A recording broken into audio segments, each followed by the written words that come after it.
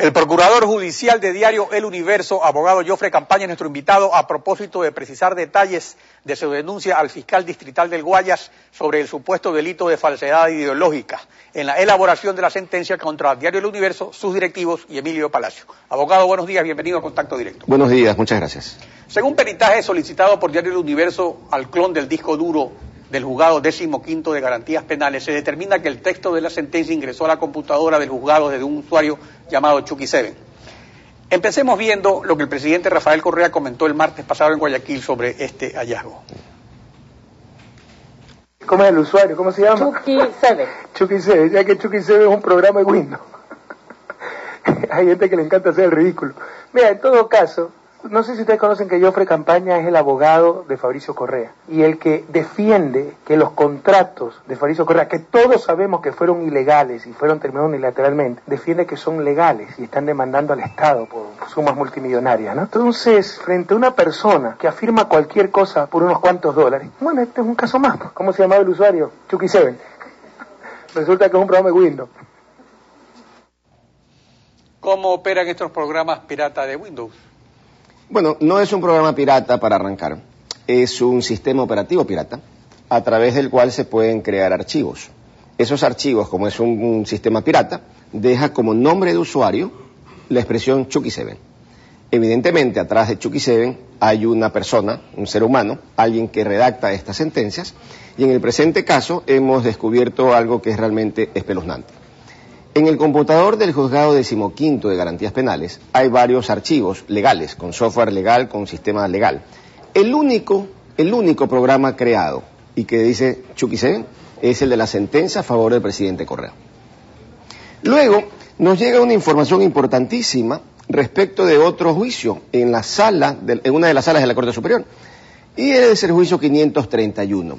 Yo me voy a permitir mostrar en el computador y en la designación de los usuarios algo muy curioso. De los muchos usuarios, uno solo dice Chucky 7. Es decir, en el juzgado, uno solo que dice Chucky 7 es la sentencia a favor del presidente Correa. En la Corte Superior, un usuario, el único que dice Chucky 7, me hace ir a la Corte Superior, a la función judicial, a la página web y revisar de qué juicio se trata. Y viene la sorpresa. Juicio 531, juez ponente, doctor Gutenberg Vera Páez. Es decir, él como conjuez de la sala. Él como conjuez de la sala, en un listado de archivos, tiene el único archivo llamado Chucky 7. ¿Casualidad? Yo creo que el presidente se equivoca y denota un enorme estado de ansiedad, de preocupación. Yo veo en el presidente un hombre desesperado, que claro, como no puede defender y sustentar ni razonar siquiera sobre quién hizo este fallo, porque tendrá que explicarle al país cómo se puede hacer un fallo en menos de 5, 6 o 7 horas, se dedica a insultar y a pretender minimizar y desviar la atención atacando a su hermano de padre y madre. Yo creo que esos insultos, esos agravios, están bien para otros escenarios, tal vez que lo discutan en casa. Pero me parece que el presidente venir ante el país, dar una explicación, defender un fallo que es fruto de la corrupción judicial, probablemente uno de los casos más graves de corrupción judicial de los últimos años. Es verdaderamente penoso que lo haga tratando de imputarme a mí como abogado una conducta profesional en un problema personal que él tiene con su hermano. Ahora, el abogado del presidente Correa indicó que la forma en que se obtuvo este clon es ilegal. Y exactamente dijo lo siguiente, veamos. A todas luces es ilegal. Basta estudiar un año de derecho para saber que ese tipo de diligencias se deben realizar por solicitud ante un fiscal que nombra peritos para que extraigan dicha información. En este caso lo ha hecho un juez de la niñez, ordenó al juez penal, que es un garantista de derechos constitucionales, sin que medie ningún perito.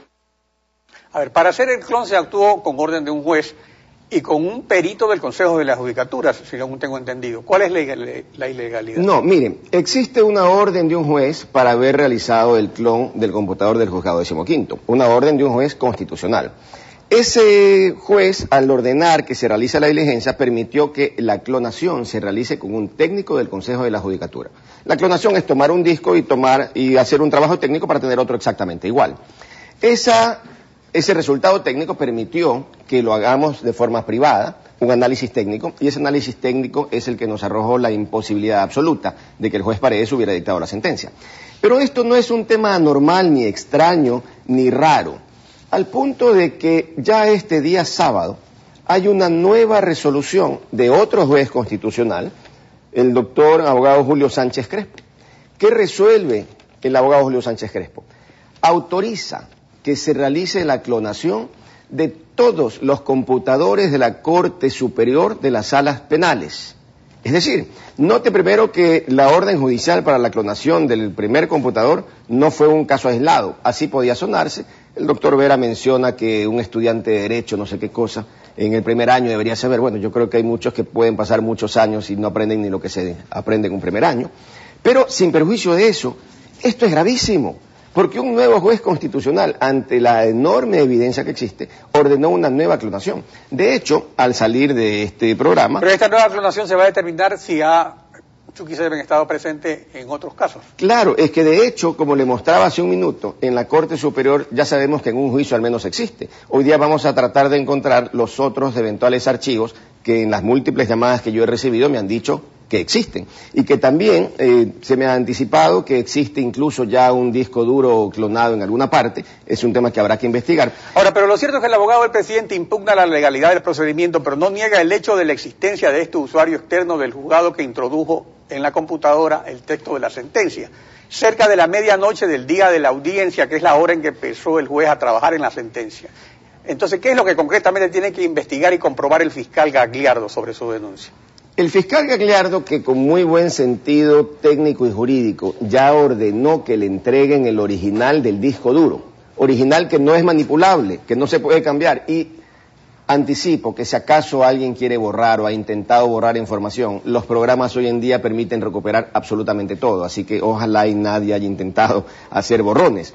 El fiscal Gagliardo, al ordenar que le entreguen ese disco duro y al ya pedir una nómina de peritos, ¿qué es lo que va a comprobar? Va a comprobar, número uno, que el archivo no fue realizado en el computador del juez Paredes. Número dos, que el archivo con la sentencia a favor del presidente Correa ingresó a las 11 de la noche con 9 minutos. Número tres, que a las 11 de la noche con 13 minutos, esto es 4 minutos después, ya la sentencia estaba lista en ese computador. Entonces se demuestra fehacientemente que hay una sentencia que es fruto de la simulación, que es fruto de la corrupción. De allí que es fundamental, en lugar de que el presidente de la República ataque a su hermano, que esa es una discusión distinta, en lugar que el doctor Vera cuestione la legalidad o no, lo que ellos tienen que hacer es entregarle al país y al fiscal el pendrive original. Y decir, aquí está el pendrive con el que se hizo la sentencia. Ahora, porque solo allí se podrá descubrir quién es el autor. Hoy día tenemos suficientes indicios. ¿Y si el juez Paredes acepta que él fue el que hizo, que es de él?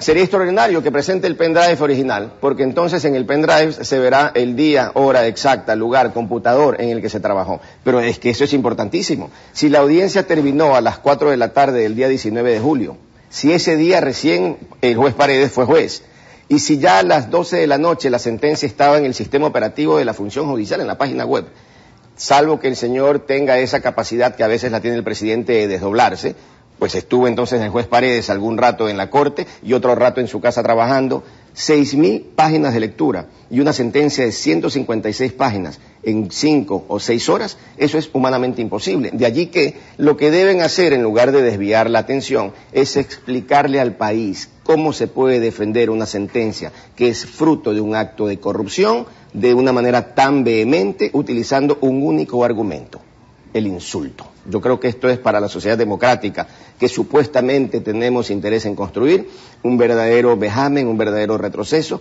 Esto no es democracia, esto es institucionalizar la corrupción, y esto es tremendamente grave para el país. Abogado Campaña, esta ha sido su posición. El juez Gagliardo es quien tiene la palabra para llevar adelante las investigaciones. Gracias por su participación. A usted, muchísimas gracias.